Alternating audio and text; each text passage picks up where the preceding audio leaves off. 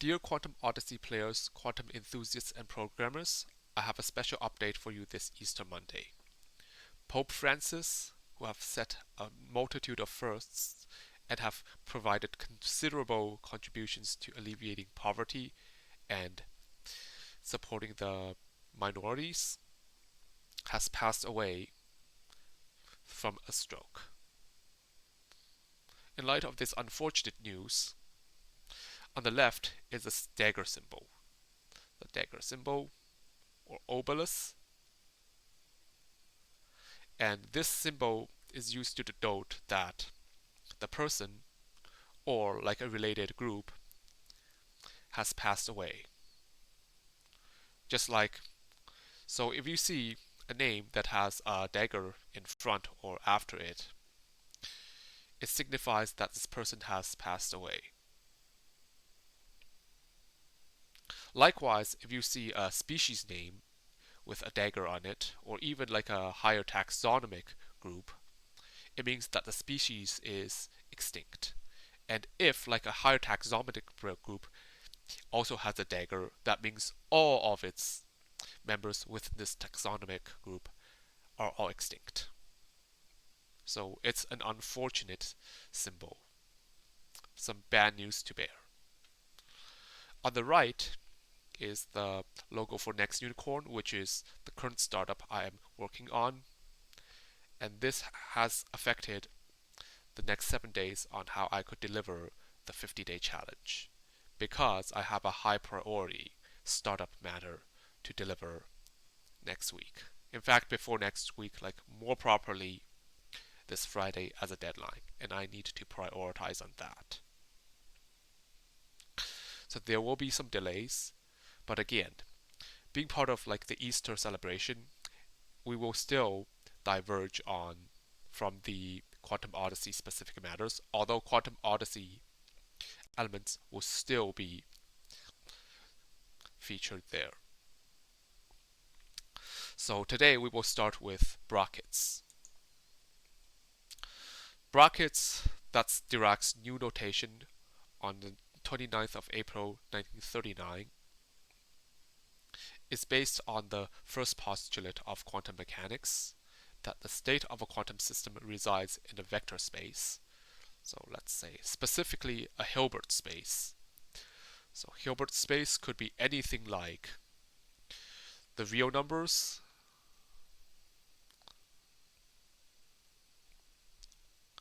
like the Cartesian plane, so Rn, R2, and then Cartesian space Rn, or complex Cartesian place like C of n.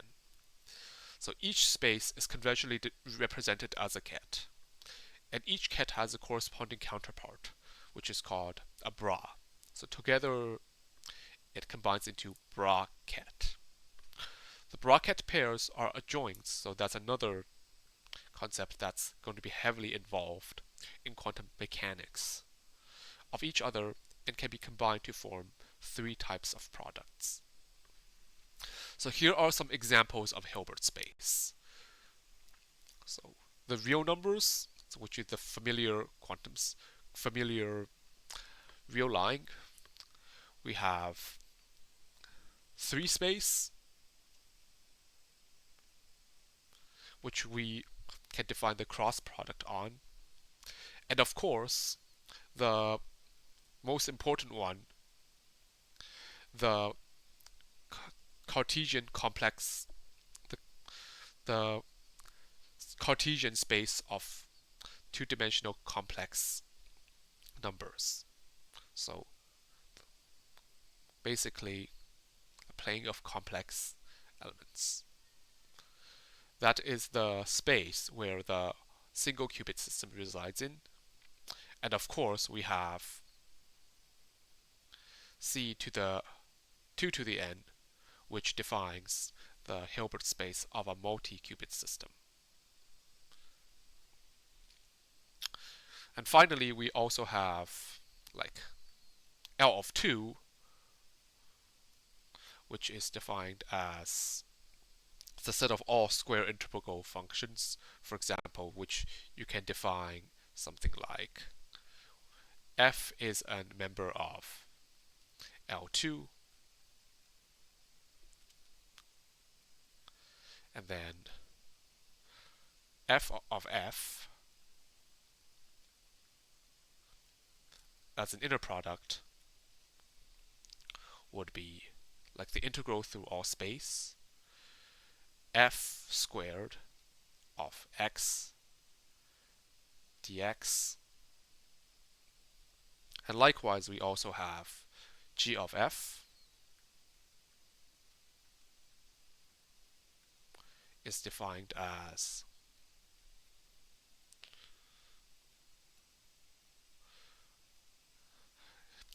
conjugate g of x f of x dx. In the case of the discrete systems like a multi-qubit system, we have something like phi and psi inner product together will be defined as the sum that's of the conjugate of phi at k and psi at k, which are the elements of the vector in some basis. The bra-ket pairs are adjoints of each other and can be form three types of products. So the three types of products are, let's say, the inner product, which is what Hilbert spaces are characterized by. But a Hilbert space is just a complete inner product, just to be technical. So we have phi of psi. Then we have the outer product, which are multiplied in reverse. And then finally the tensor product, which is where a multi-qubit system is implemented as phi of psi of phi.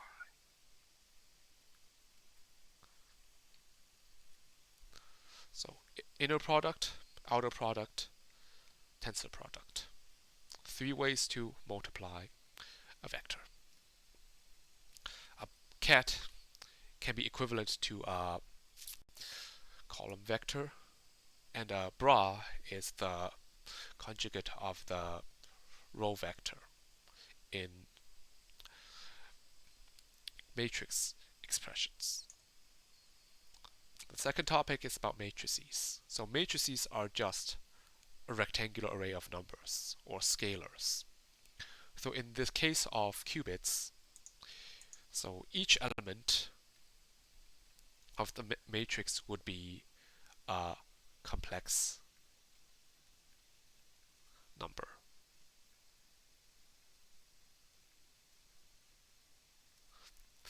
The sigils on the top over there, so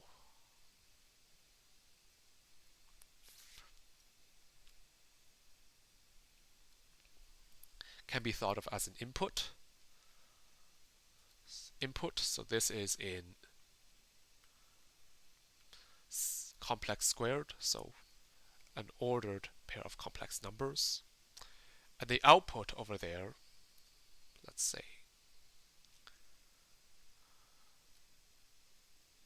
a yin-yang and a solid of either color, would also be of complex squared. This is how matrix multiplication is defined. And this is a visualization of performing a matrix multiplication on a complex 2 vector. So this can be visualized as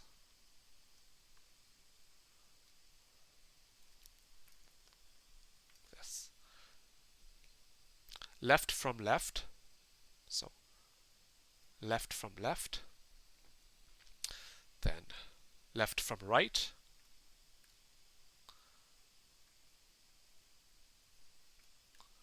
then we have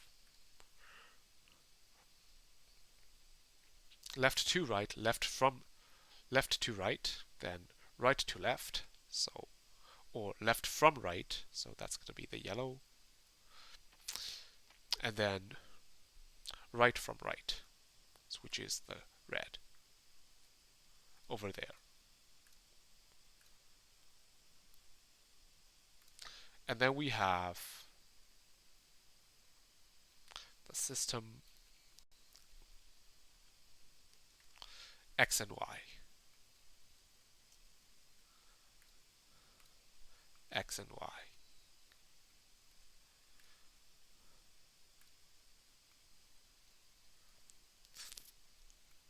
Then performing the multiplication, you know that the new one, the X part, the first coordinate of the output vector, is just a combination, specifically a linear combination of the input, namely X from X will be A copies of X from X. So the X is now A from X.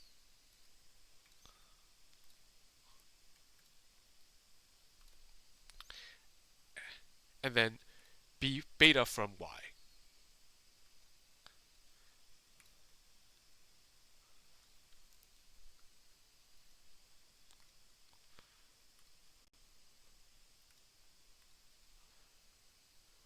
Likewise, the bottom element or the right element in this diagram, circuit diagram, would be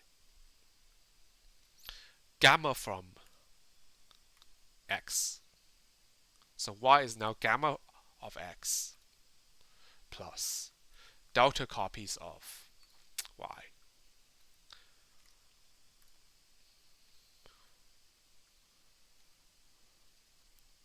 So output from input.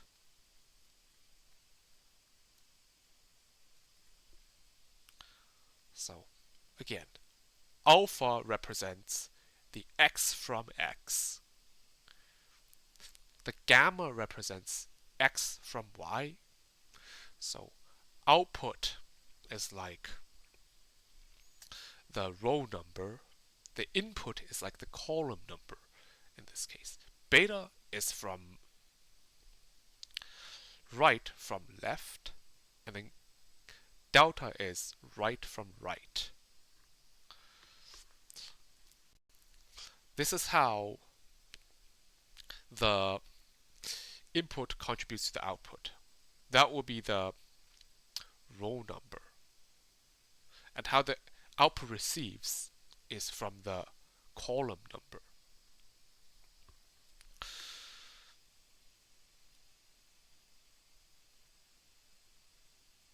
So once again, matrices are just a rectangular array of numbers, but it can represent any linear operator, which are obviously the simplest operators you can handle.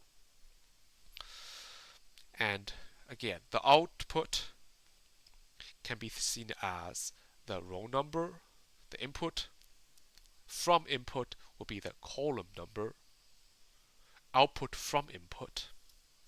The particular sigil is to be distributed to the output sigil as described by the column input, same input, particular.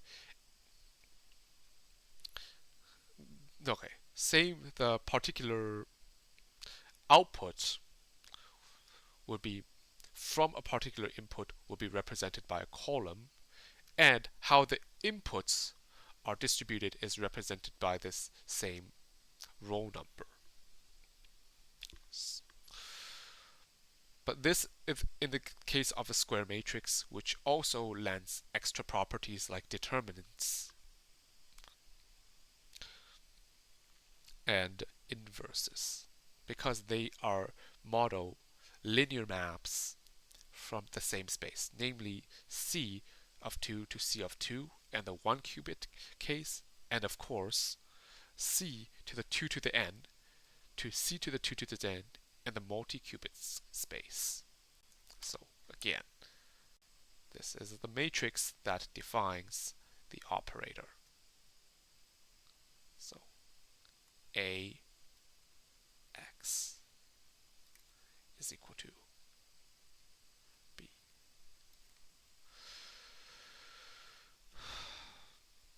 Or let's say A of psi is equal to phi.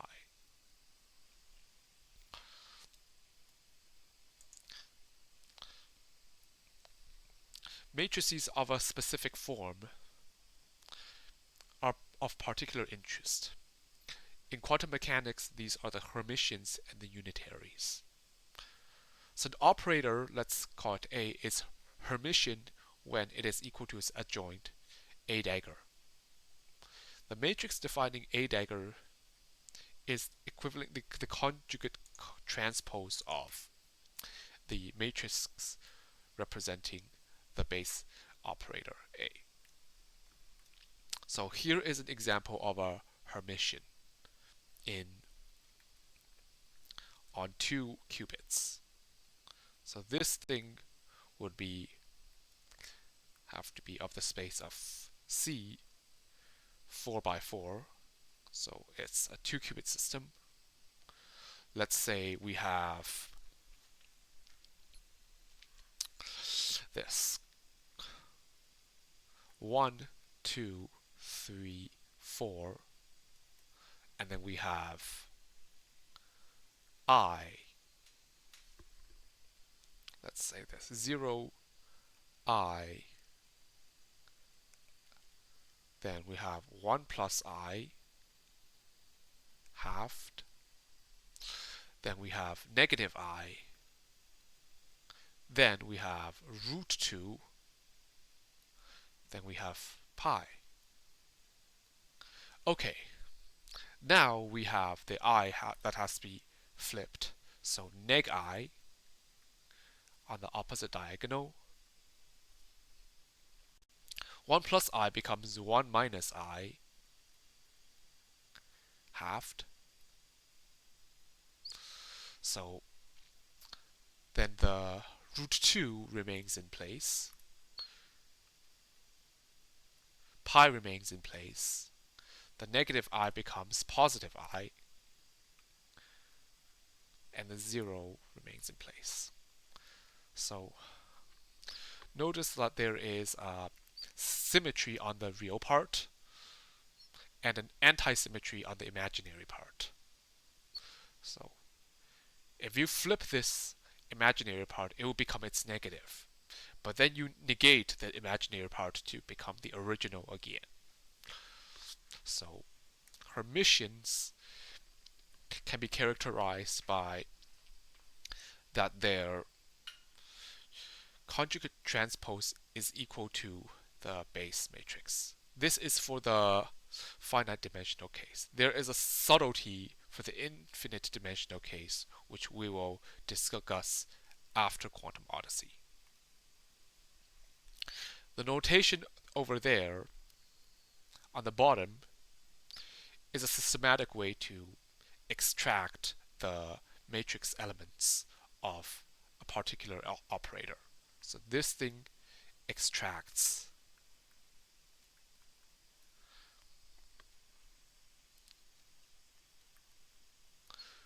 a particular entry of a linear operator.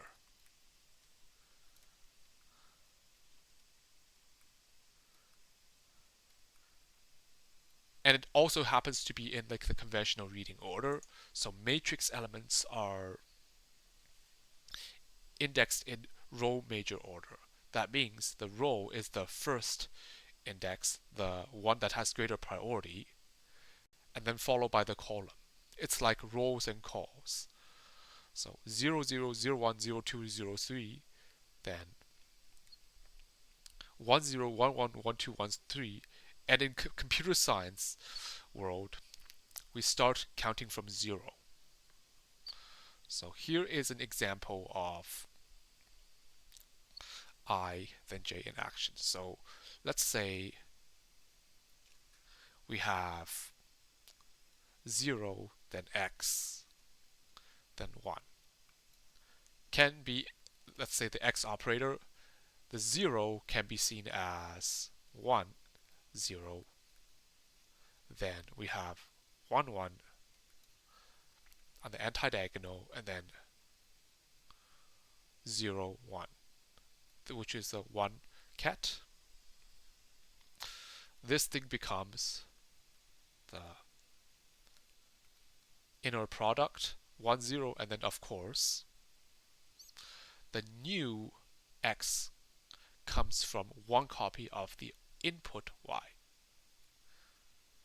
So then together it multiplies to 1. So here's this is a demonstration of the Hermitian. Let's try again with a y, 0 and y, 1. Let's try it better like 1y, 0.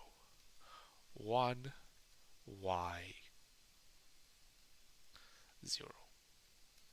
1y, 0, the brown 1 would be 0, 1.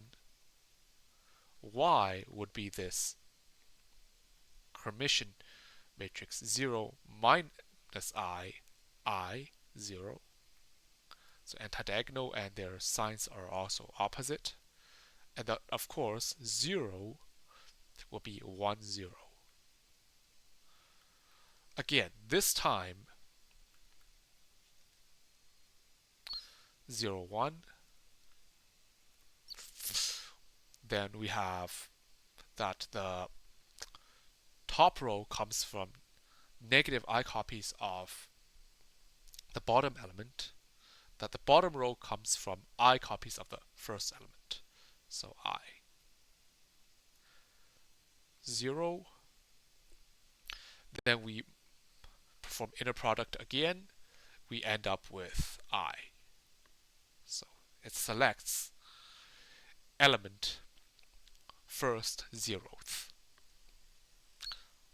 So likewise over there we have this 1, then m, then 3 would be equal to root 2 in this case. So 1, then 3. Then likewise we have 0, then m, then 4, no, 3 would be 1 plus I halved, but also 3 m 0 is just its conjugate, 1 minus I halved, and it is equal to 0 matrix 3 conjugate. So now we learned the definition of Hermitian and how to extract entries of matrices without defining that. Unitaries. So an operator is unitary when its inverse is also its adjoint. That is, A adjoint is equal to A, and multiplying A with its adjoint in either order yields the identity. Unitary operators are particularly important because they preserve the norm of the vector. That means they preserves the total area of sigils. Moreover, they are reversible, so they are reversible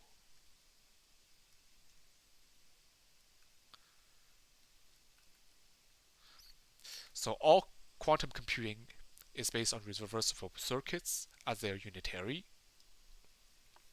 in that its rows and columns are orthonormal. So basically we have this. Let's say A of, let's say,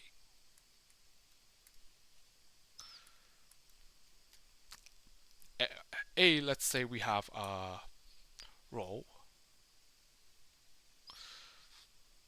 A of I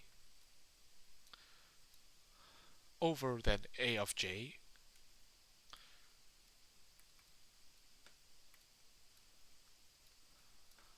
So you perform an inner product on that is equal to this if statement, this Boolean if statement, delta ij, which is nothing more than 0 and then 1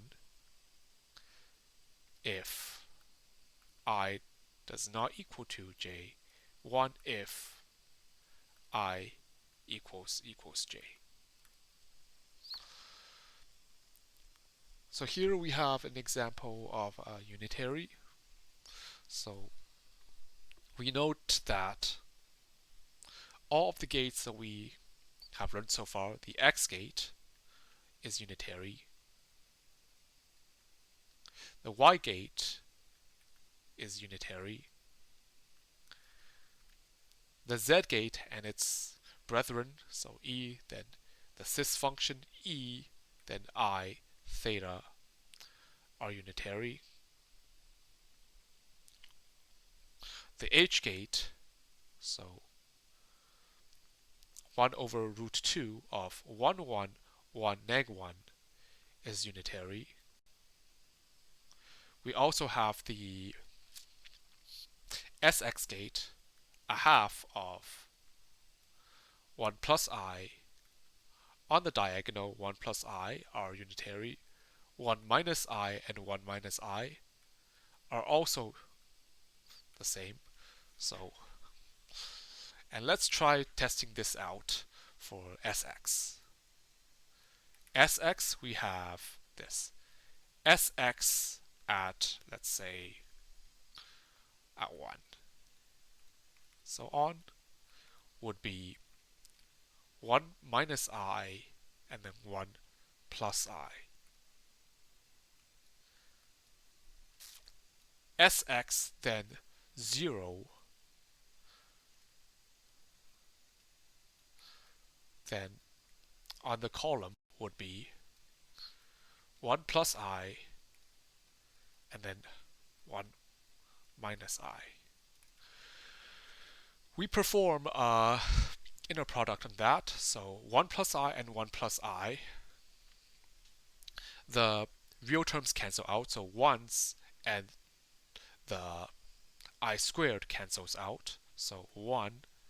We only leave this with plus 2I plus I squared plus, then do the same this time for the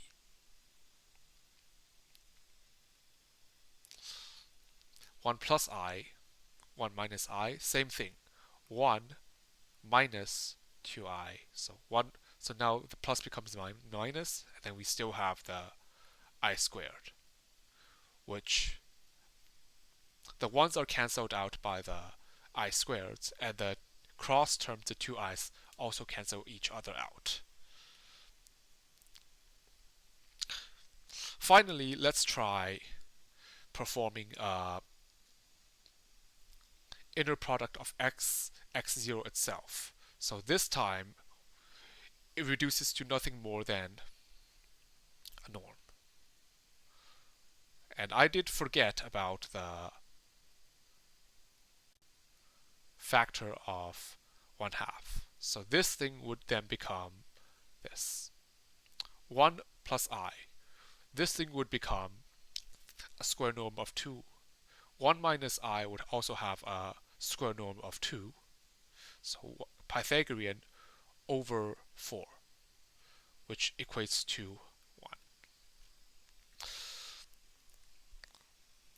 That means its rows and columns of a unitary matrix are orthonormal in respect to the complex inner product. That is just nothing more than the bracket inner product. We conclude this special session with some noteworthy remarks. So, first, all Hermitian operators have real eigenvalues. So this implies that if, let's say, if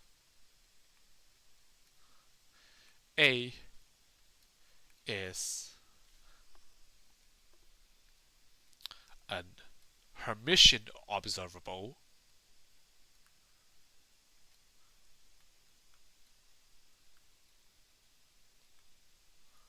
such as a Hamiltonian,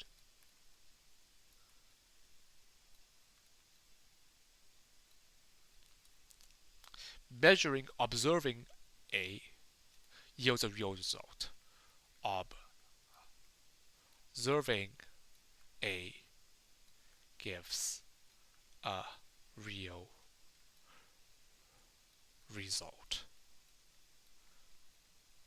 And especially it has to be one of the eigenvectors, regardless of what the state of the system psi is in. All unitary operators have eigenvalues of unit modulus. That means lambda of a unitary operator is of the form e to the imaginary theta. That's just nothing more than the cis function. Cosine theta plus imaginary sine theta. All Hermitian and more generally normal matrices A can be unitarily diagonalizable. That means if we have A inverse A happens to be equal to A, no, A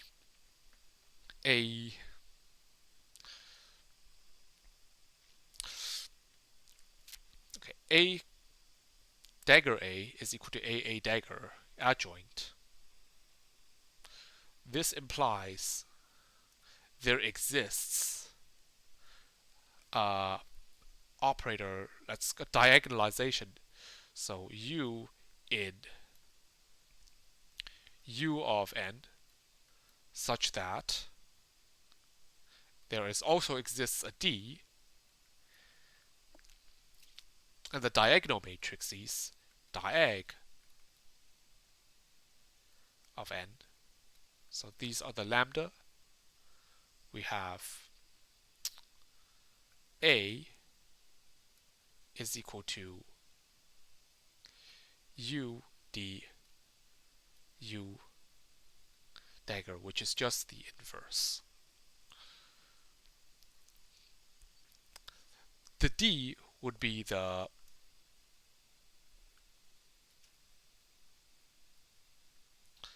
list of order list of eigenvalues, order list of eigenvalues. U would be the ordered list of row eigenvectors. So UD is like multiplying the vectors together. We'll explore this later. The cis of a Hermitian is a unitary. So we have e to the I, let's call this IA, which A is Hermitian, which is defined by the infinite sum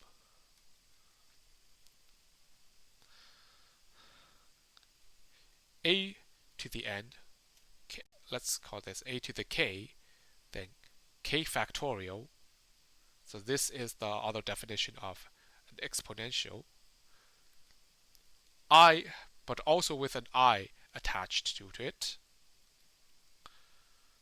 and then applying the law of exponents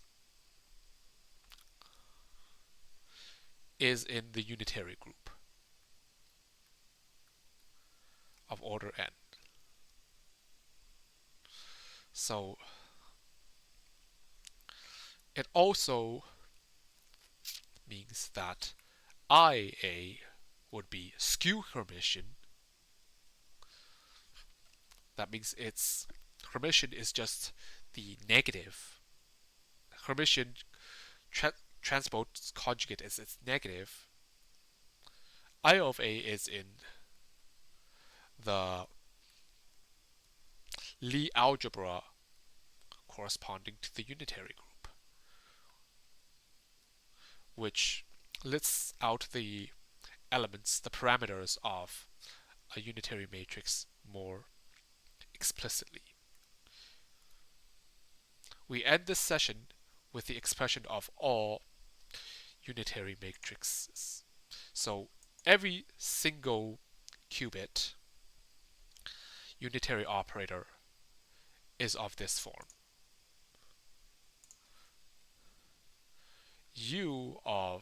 Big U of psi, phi, theta, and omega, so is of the form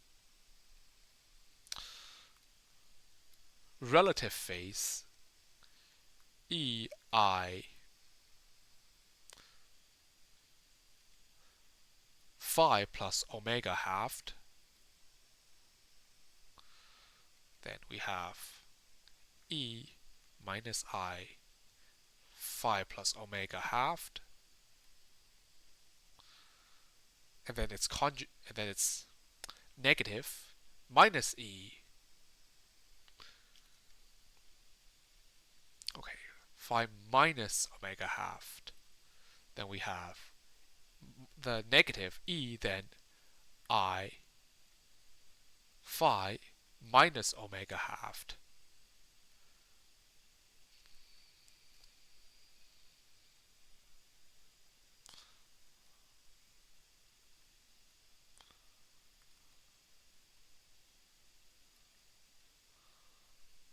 Then we have E I phi plus omega halved. Then the diagonal elements are cos half theta. Then the anti-diagonals are half sine theta. Hopefully we don't run out of space this time. We don't run out of space. We did run out of space. Sorry about that. I'll put this thing up.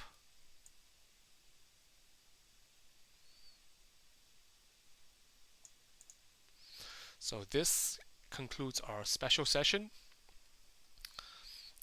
And Jesus is rising.